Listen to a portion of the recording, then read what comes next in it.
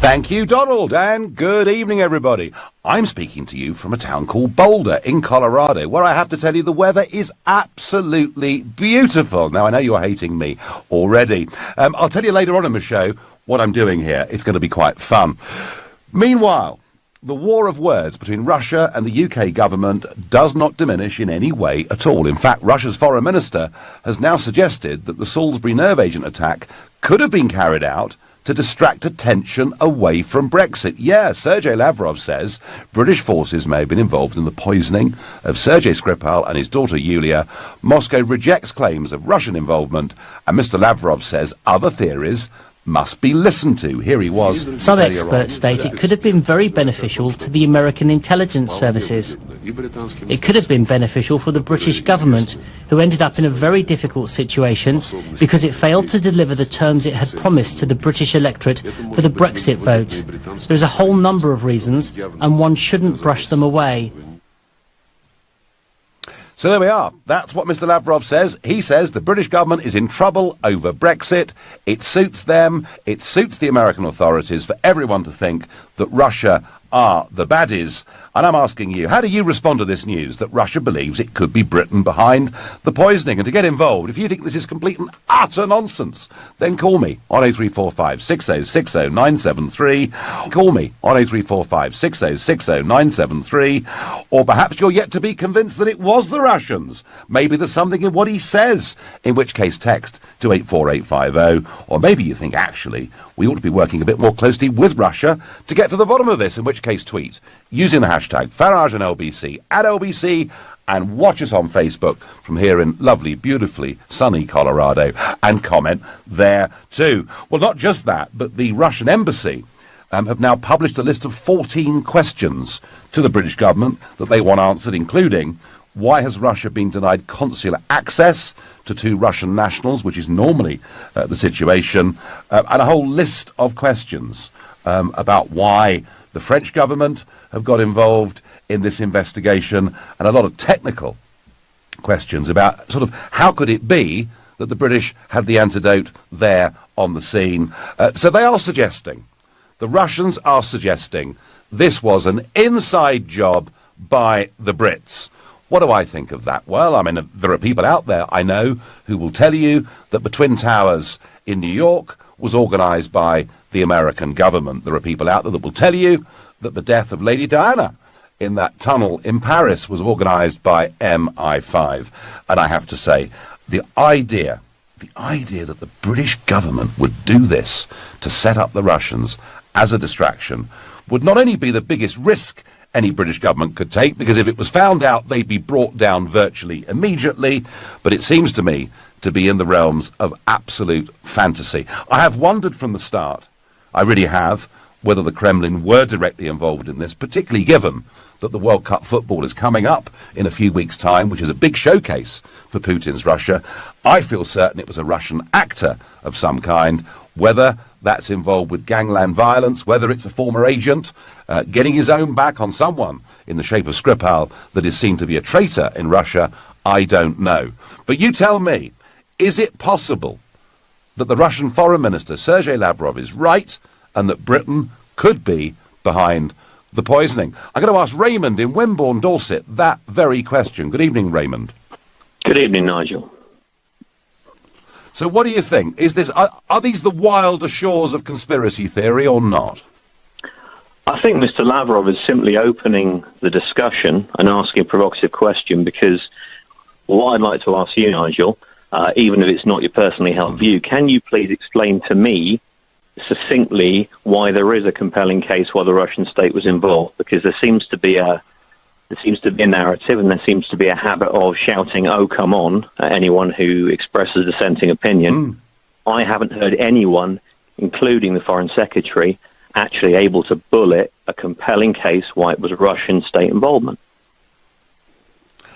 I have to say, Raymond, I haven't seen a single piece of evidence myself. We keep on being told that it was the Russian Kremlin that was behind it.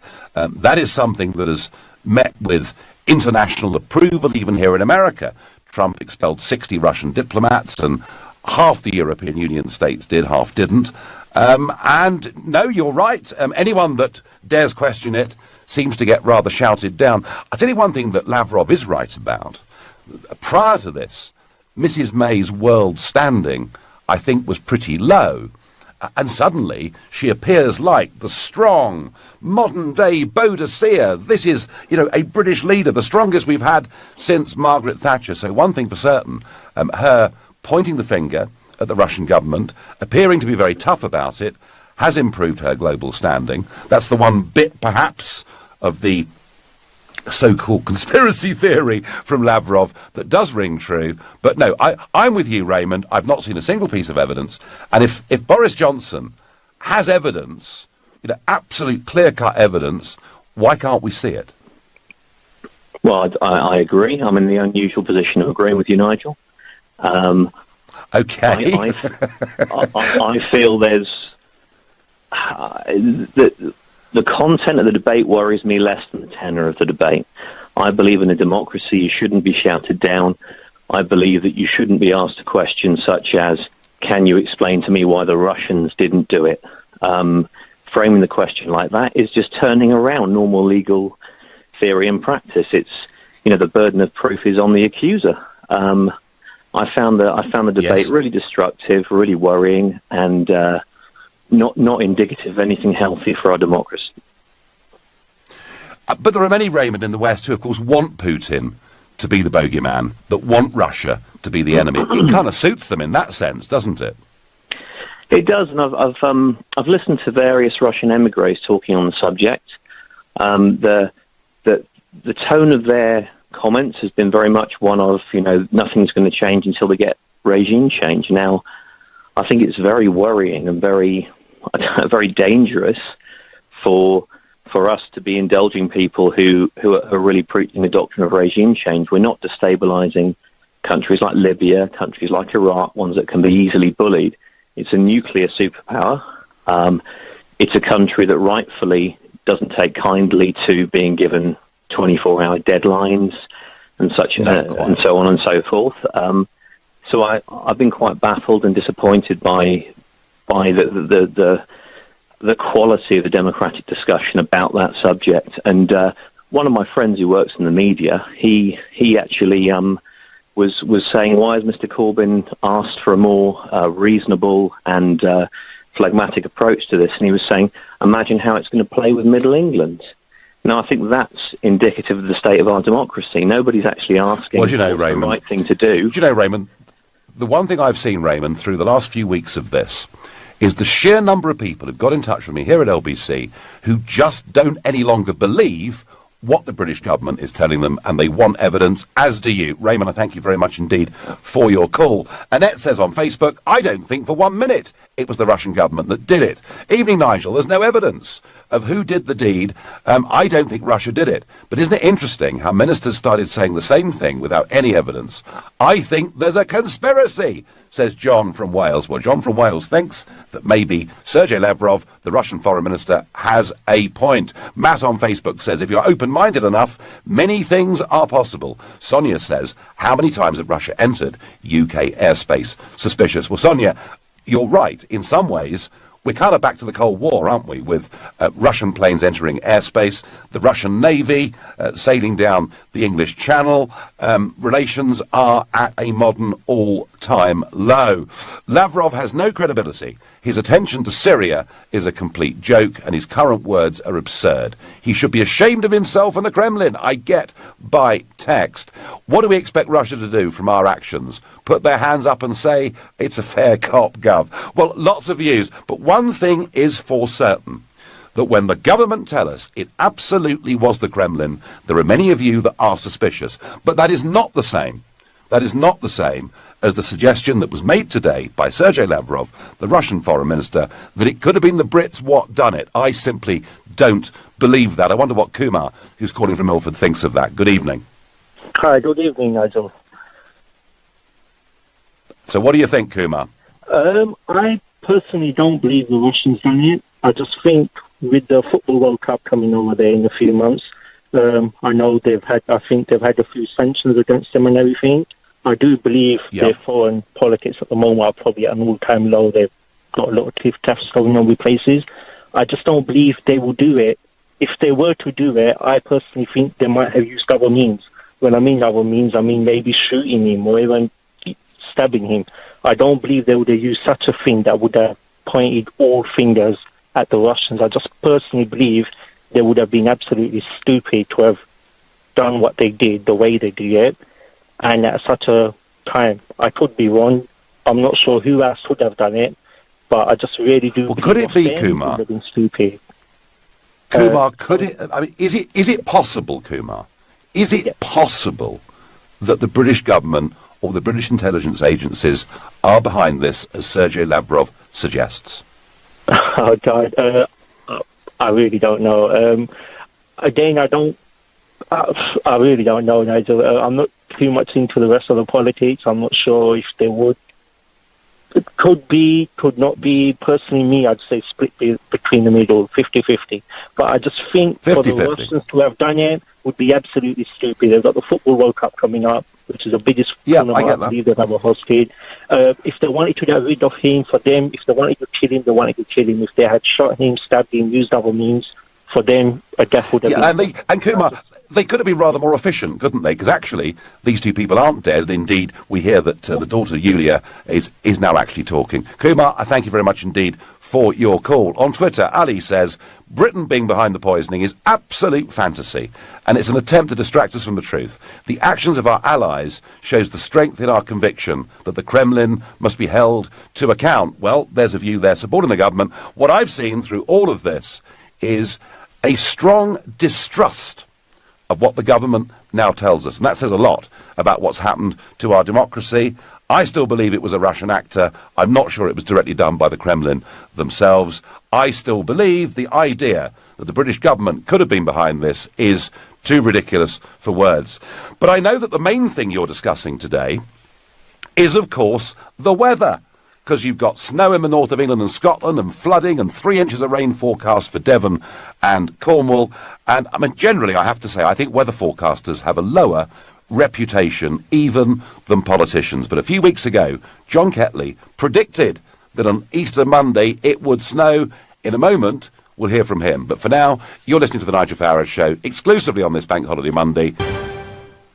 Now, I know that politicians are extremely unpopular, estate agents are extremely unpopular, but another group of people who I think I must have cursed weathermen more than anybody else in my life. That's because my great hobby of going out to sea, fishing, I've always studied the shipping forecast, and often it's been wrong. But sometimes, just sometimes, weathermen get things right. And a few weeks ago, in fact, it was on the 18th of March, when we had the second big wave of snow that had come in March, I interviewed John Ketley, and I said to him, I presume this is the end of the bad weather. Let's have a listen to what he said.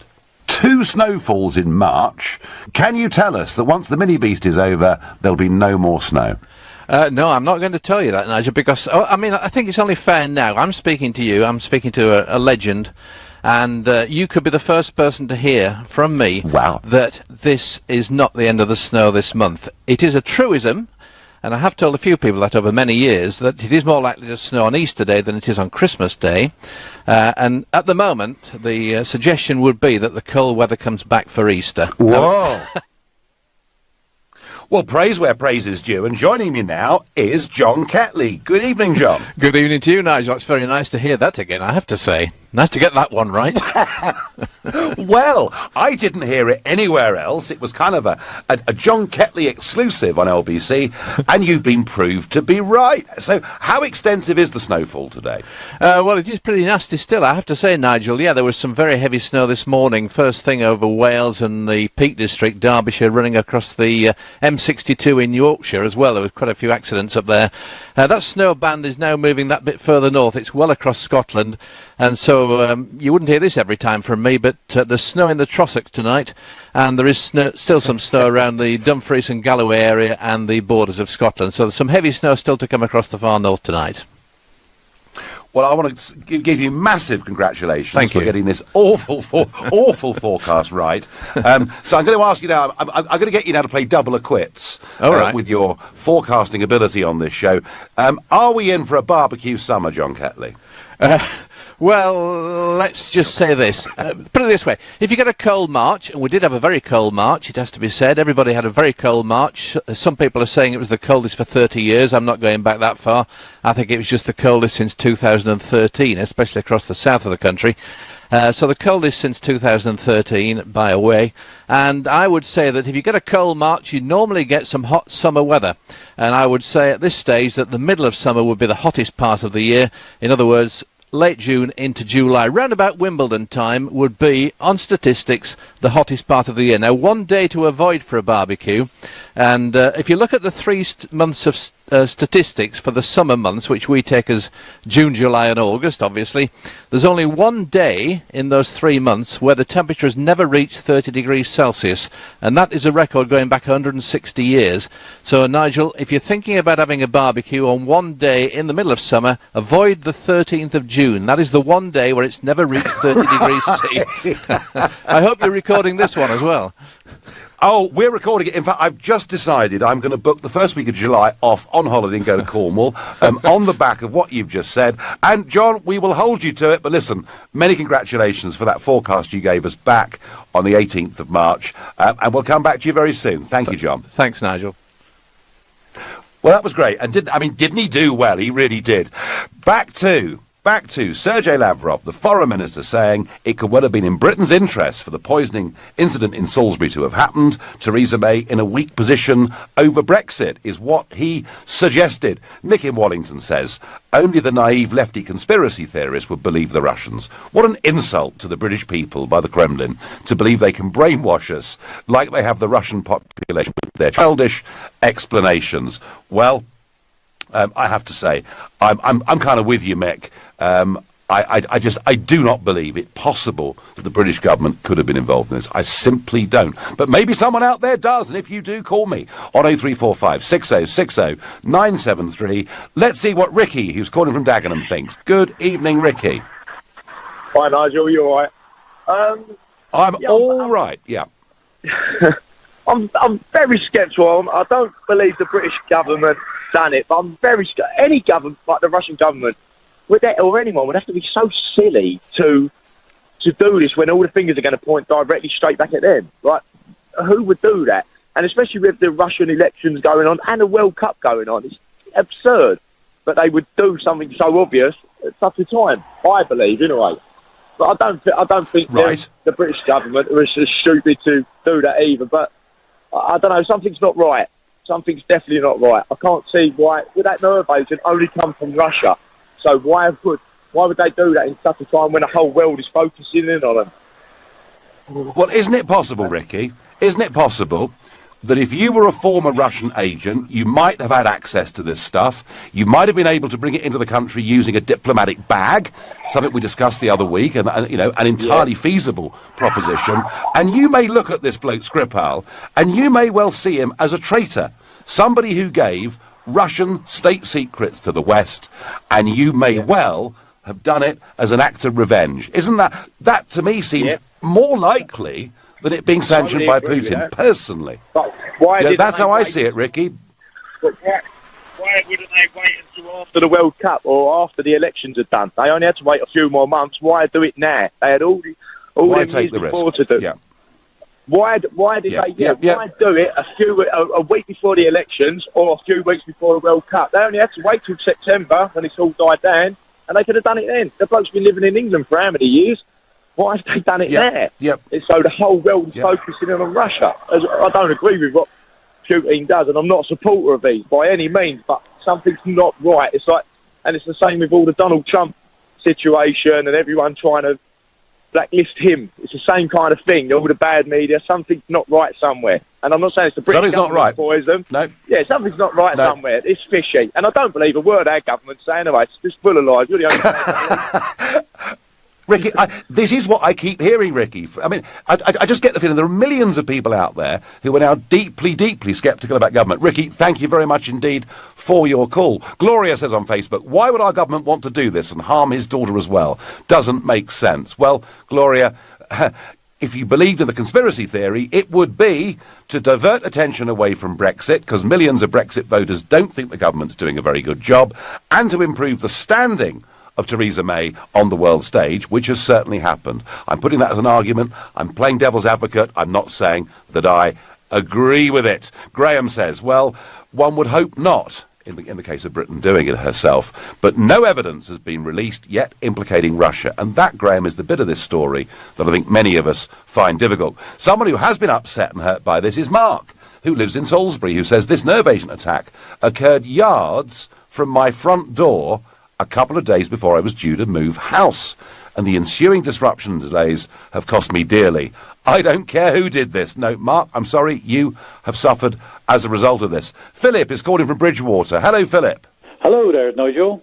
I'd like to say I've been supporting you for many years, and I wish you had not given up the leadership of UKIP. But never mind, that's another story. Well, there we are, Philip. There we are. That's life. But you know, Brexit. I do think, Philip, that we're leaving the European Union on the 29th of March next year, which is the main thing I'd campaigned for all those years. However, I'm concerned about the terms. But let's get to Russia, and let's get to this accusation. Could the British government stoop to such levels, in your view? Yes, most definitely. I mean, when you see what's happened to you over the years, and I've been watching it all very closely, being a UKIPper, and I absolutely believe it possibly could be, because I believe if Putin was behind this, he would have made sure they were gone within a day. They wouldn't have lasted. I just don't believe it was a professional hit at all. I do believe it was a put-up job. It could be from Russia, but I don't believe it's the Putin is behind this at all. Because so you think, Philip, that I mean, Putin is a better class of assassin in your view? Oh, yeah? Most definitely. If he intended to kill those people, they'd be dead. They would have been gone within a day. And I mean, you got to look at the way it's. But Philip, wouldn't the same argument apply? Wouldn't the same argument apply to the British government if they'd done it? Well, I'm not sure about that, but I'm just looking at the way it's panned out. How many days it took them? 2-3 weeks to find out it was on the door handle of the house? I mean, working in nuclear, and in that way, you know, with contamination and things like that, I can tell you now that if it was a genuine case, they would have shut that down within a day or two. They would have shut it right down. It was very, very unprofessional how the government went around sorting it out. Because if you got contamination like they had, I mean, it should have all been spotted within a day or two. I mean, the risk they took by letting other people touch that door handle, it could have been a postman, it's anyone. Anyone else could have touched those parts. So you're pretty unimpressed, Philip. You're pretty unimpressed with the way the British government's handled this, yeah? I think it's absolutely diabolical. I just cannot see how Putin would be behind something so amateurish. Interesting. And it is very amateurish. No. Philip, you've made the point and made it extremely well. Thank you. Phil is calling from New York. Good. Great to have you back on the right side of the pond. I just wanted to call you and say that it's completely preposterous to think that somebody in Theresa May's cabinet or somewhere in the MI5, MI6 sort of world would sit down and think, all right, we're going to unleash a banned chemical agent in a civilian village where we're going to fail to kill the guy that is going to suffer from it. And the fact that we're even talking about Sergei Lavrov's obvious distraction from the rest of the story is taking away from a rare moment of competence from the Theresa May government. Well, certainly, Phil, her standing in the world is much, much higher. But let me ask you something. Why can she or Boris Johnson... being competent. No, well, that's certainly true. Or strong, or decisive, or any of those things. But Phil, if they're so certain, and Boris again and again has said absolutely it is the Kremlin that's done this, why can't they, Phil, just provide us with one piece of evidence so that we can all make up our minds and say they're right? I'm sure there's all sorts of secret reasons why they can't be handing around the case files for that sort of thing to the public. Okay. I mean, that's definitely not a deal breaker for me. And I'll tell you what, the fact that the Russians would do this, again, banned chemical... You're not even allowed to use this stuff against soldiers in a war zone. That's how bad it was. They used it in a civilian village in the UK. It's bad. So who did it, Phil? Who did it, in your view? It must have been either the Russian intelligence services or somebody connected with them. Your theory that it might have been somebody going rogue, plausible. Yes. But, again, how did he get his hands on this stuff in the first place? Well, answers that we don't know. Phil, I thank you. You're listening to the Nigel Farage Show.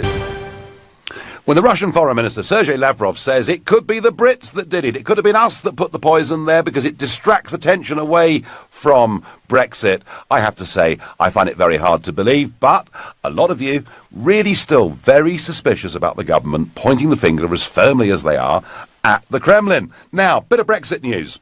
Reports in The Sun and The Express today that Theresa May's allies fear that cabinet ministers may force her to take a much weaker stance on immigration control in the Brexit negotiations. It's believed that Mrs May is outnumbered by 8-3 on the cabinet's Brexit negotiations committee, and that we will not, even when we've left the European Union, take proper control of our borders. Why? Because she's desperate to get a trade deal. Now, the chairman of Migration Watch, Lord Andrew Green, has said failure to secure full control over EU immigration would be a slap in the face to many millions who voted for Brexit. And boy, isn't he right about that. We're told that the plan from the government is to give a presumption to grant rather than refuse settled status in the UK. And some officials expect immigration numbers to go up as a result of this and not down. And I would just suggest, Prime Minister and others, that you remember that the decisive factor, the reason that Brexit won, is that people in our country, by a majority, quite naturally, as with most other countries in the world, want to control the borders and decide who and how many people can come in. It's a debate that's kicking off here in America today in a very, very big way, as a caravan of people are now making their way through Mexico with the intention of getting to this country. More of that in a bit. But back to, is it even possible, or is it just a crackpot theory, that the government could have been responsible for this? Now, Dwayne on Facebook says, it will all make sense when we are told that Brexit cannot happen because Russia is too much of a threat. Dwayne, I have to say that in Brussels, Mr. Juncker, the big boss, and his deputy, Frans Timmermans, both said within the last 2 weeks that Russia now poses such a threat that it's vital the European Union stays together and, of course, builds its own army, which I think is very, very dangerous. Let's ask Joshua, who's a brand new caller to LBC and lives in Oxford, what he thinks of the Lavrov proposal. Good evening, Joshua. Good evening, Nigel. It's great to speak to you. I've been a fan for a long time. I basically it's lovely to have you on. Yeah, thanks very much. I basically think with situations like this, you have to go back to the old Latin, qui bono, who benefits? Because it doesn't seem, why the Russians don't seem to be benefiting a lot from, if they did carry out the attack. We're talking about one of the oldest and most well-established, intelligence agencies, the FSB, in the world, very successful. Why would they do it so it would be traced back to them so easily? Well, and also... Joshua, one possible explanation, it's gone now, is that this attack happened shortly before the elections at which Putin got re-elected, and that the idea in Russia that people who've been traitors get attacked or bumped off could actually boost Mr. Putin's popularity. It's the only theory I've heard as to how Russia might benefit from this. Well, I would also say that we're talking about someone that's been in this country, a spy that's been in this country for, I don't know, a few years now, at least. Yep. He would have been debriefed. If he had any information that would be critical, for us to know, and the Russians didn't want us to have it, he would have been bumped off long ago. Way past that point. He would have given all the information. And like you said, that's the. But then if you think, well, if the Russians don't benefit, do we benefit? Does the UK? I myself think that it's probably a rogue element in the Russian government, or the Russian government and Russian crime organizations are so interwoven now that maybe this is a case of this man has upset the wrong people, he's been dealt with, and the Russian government know who did it, but for them to admit that they've got people that can get hold of this agent and use it, where they want, it shows that they've lost control. It's the only reason. But I would say this, Nigel, that for about 10 years now, ever since the Alexander Litvinenko case, this country and Russia has the most appalling relations. Yet we, as the British people, aren't being given real reasons as to why it is. I believe there are reasons why this country and Russia has deep animosity at the moment, but I don't think the British government is being very forthcoming as to the reasons why. Maybe there's stuff going on in Syria between our special forces at the moment that we're not privy to. I don't know, but I think as a British citizen, I don't support Russia. I'm a patriot like you, British all the way, but I don't want the Britain or the West to go into any, worsening situation with Russia, Cold War or anywhere in the world. And I think that as a citizen, it's funny, isn't it? Decide, if this government in Russia is really our true enemy, because at the moment we're not being given many. Joshua, it's so interesting that here we've got this escalation between the UK and Russia. And here in America, OK, Trump did expel 60 diplomats, but he is still talking about having a summit with Putin. And that, to me, must make sense. Jaw is better than war. War is what Churchill always said. And I don't want our relations to get any worse than they are. Joshua, thank you very much indeed for calling in. Now, Margaret's very suspicious. She says when the other Russian was poisoned, by which she means Litvinenko 10 years ago, we had photos of him sitting up in his bed. But with this, there is nothing. I think it's a huge distraction. I don't trust this government. There's a bad smell about this one. So many of you don't trust this government. Frank in Whitehaven says, I've changed my mind. It's high time the Foreign Secretary comes clean. I think he knows more than he lets on. Well, Frank, of all the people, it's Boris Johnson from the start who has said it's absolutely certain that the Kremlin did this. Please, Boris, either give us some information or tell us you can't give it to us for reasons of secrecy. But just to expect people to blindly believe what they're told, I'm afraid the days when we trusted our leaders that much are long, long gone. Timothy is calling from Cambridge, another new caller to LBC. Good evening, Timothy. Good evening. So, what do you reckon's happening here? Well, the first thing I'll say is I don't believe for a moment that Mrs. May's fingerprints are on this nerve gas attack. It's a very typical kind of piece of distraction propaganda put out by the Kremlin. What I do think is going on is that this is a consequence of a problem in Russia's domestic politics. And it's an aspect of this which has not been very roundly observed, but President Putin has inherited a country in trouble, and he has embarked on another term as presidency in which he has got to try and overcome crippling problems inside Russia. Above all, the fact that the state is running out of money, and the reason it's running out of money is because it needs oil prices to come in at something between $70 or $80 a barrel to break even. And well, they have rallied, Timothy, quite a lot recently, haven't they? They have rallied, but this is unlikely to remain the case as American shale comes online and Iranian oil comes online. Put another way, Russia is facing a kind of structural deficit, and it's not clear that the state can pay its way. And I think we're already seeing signs of distress in the Russian system. There are rumors of people not getting paid, oligarchs not getting their cut. And my reading of what's happened recently in Britain is that Putin is sending a warning to potentially wayward elements inside the Russian system not to misbehave, and that includes disgruntled state employees who might be thinking about... So do you mean a sort of you can run but you can't hide kind of message, yeah? Well, absolutely. I think it is relevant that he committed this attack on British soil, because he is sending the message that you're not safe anywhere. So, in that sense, it's very much... But Timothy... yes. But Timothy, can I just fight back at you? And, you've made some very good points about the Russian deficit, financial problems, oil prices. I understand all of that.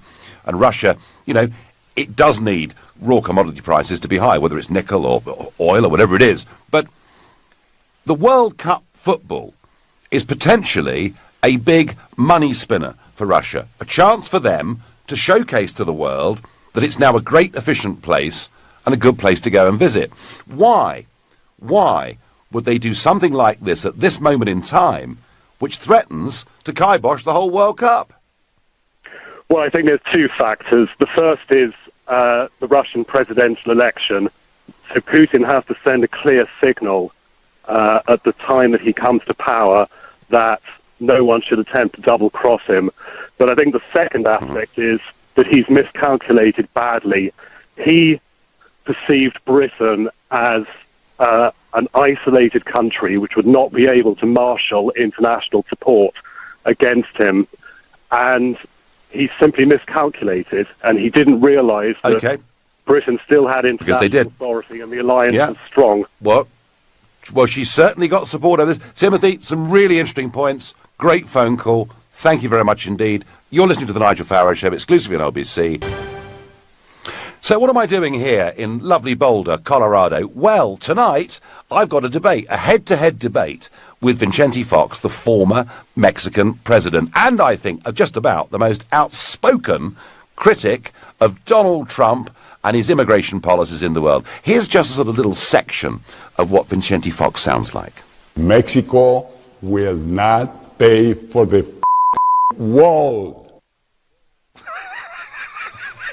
So he's pretty outspoken about the wall, about Trump, about immigration, and he, I think, is a sort of self-professed globalist. I, of course, believe in the nation state, and I think Brexit was the right call and Trump was the right call. It promises to be, given the colourful language that President Fox uses, a very, very lively evening here in Boulder. I shall report back tomorrow and we'll get some clips up on lbc.co.uk. Well, so far, you're all pretty sceptical about the Russian idea that it could have been the British government responsible for this poisoning. Very little support for that idea, but equally, you're pretty split as to whether the Kremlin ultimately was responsible for this poisoning or not. And you keep asking me the question, why should we believe what Theresa May says? And there's just lots of scepticism. Caroline from Hampshire says, I'd like to know how the door handle was contaminated, how the policeman was infected, why everyone, since the event, seems to be wearing huge amounts of protective clothing. So what's happened to... Who planted it? What's happened to the person that planted it? Caroline, I don't know any of those answers. Nigel, our government has probably seen the evidence for the Salisbury poisoning from our intelligence services ages ago, but they would be daft to release it to the world quite yet.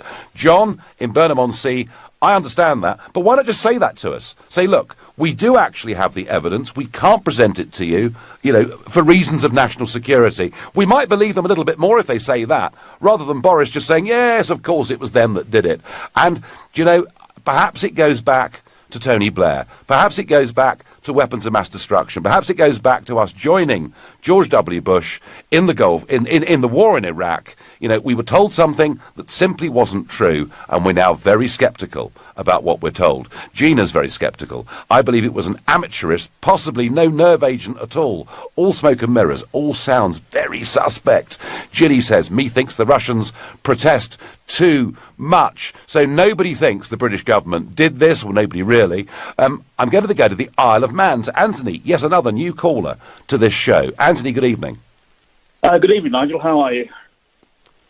I am well. I don't believe what Sergei Lavrov has said for one moment, but I'm still yet to be convinced that President Putin authorised this. So let me go back to your previous caller who asserts that Putin needed to do this fundamentally because he's weak in his own country. I fundamentally disagree with that because he's very, very popular domestically. Boris Johnson has... Well, Anthony, I think actually the argument was not weak politically, but potentially weak economically. That was the argument, I think. Yeah, you can lay that argument on any number of countries. Okay, Boris Johnson was very, very forthright in stating that he had evidence going back years that Putin and Russia were doing this. We are signatories to an organisation of prohibition of chemical weapons. So if the British government had evidence of this, they should have followed UN protocol and reported it to the OPCW, which they allegedly haven't. That's right. The other thing is, as well, is the nerve agents allegedly used was primarily manufactured in Uzbekistan, not in Russia, right? It was manufactured in the 1980s. Now, since the 1980s, obviously since the fall of the USSR, the Uzbekistani government has been working directly alongside the US government in decontaminating and containing those development sites, right? So I'm not necessarily saying it's the US government or the British government, but if certain elements of those organizations wish to do something like this, the technology has been available to them since the 80s. Iran... Okay, but politically, Anthony, politically, the risk politically of the Americans or British... Yeah, you know... Well, okay. Saying all the interferences in the US election, interferences in Brexit, interferences in the French elections, Russia. You know, it's a narrative that's been carried on for like the last 2 years now, hasn't it? Longer. I remember actually going way back to the European elections. My LBC debate with Nick Clegg, and you know, he basically said that Brexiteers are on Putin's side. So he's been held up as the enemy of the establishment for a very long time. And yes, it may well suit in many ways Theresa May and other Western leaders for this crisis to be as it is. But doesn't it really stretch the bounds of credibility to think that an official agent of the US or the UK government could have done this? I'm not saying it's sanctioned by the US or the UK government. I'm saying it's possible that this technology, which has been around since the 1980s, and don't forget Iran in the 1990s did actually produce this nerve agent under the auspices of the OPCW, right? They said, yes, we can manufacture this. And they reported those results to the OCPW. So if Iran can do it in the 90s, any other state actor that's got access to those sites can do it ever since then. Okay. It makes absolutely... So my theory, Anthony, that it was a rogue Russian agent, you're saying it could be a rogue British or American agent equally? It could be a rogue British or American or whatever else, Israeli, French, whoever organisation that does. Why use a technology which can be traced directly back to the Russians that doesn't even actually work because they're not dead? Why use it? I know. Anthony, you've raised some very, very interesting questions. Thank you very much indeed. Why would Russia miscalculate? They're not daft. Up against NATO, football, harsher sanctions, not a chance. This was not the work of the Russian government. Absolutely nothing to gain, says Sandra. Lynn says, wouldn't the Russians have been more efficient and actually killed their targets without affecting any members of the public or the police? Lynn, you're another one that thinks that Putin is a better class of assassin and that it wouldn't have finished up this way. And Terry just says there is no real evidence, only an unprovable accusation. Well, Terry, you could say that on both sides. David is calling from Storrington. Good evening, David. Oh, hello, Nigel. Yes. My point I'd like to make is that it could be neither of these two perpetrators, Russia or Britain necessarily, although, and I think it actually preposterous that Mrs. May ordered this, but she did take, in enormous advantage from it and took advantage of it to the point that it changed the image of her actual government. But if you look at this, who else has a motive that would be credible? And to me, this could well be linked to Syria. We know from your last caller that Iran could make this stuff. We also know that the actual ingredients for this actually passed through Turkey to the rebels, as was revealed by a Kurdish MP in the Turkish parliament. And what better than to set the West against Russia in a place like Syria? It would be an absolute brilliant coup to do something like that. Now, I'm not saying that's what happened, but a bit more has to be investigated about this as to who possibly could have done it. And when our Prime Minister, the modern-day Boadicea, Mrs. Thatcher reincarnate, this strong leader, and our Foreign Secretary, when they tell you that it absolutely was the Kremlin that did it, are you one of the many millions now who's a bit suspicious about what government leaders say? Utterly. I don't believe a word any of them say.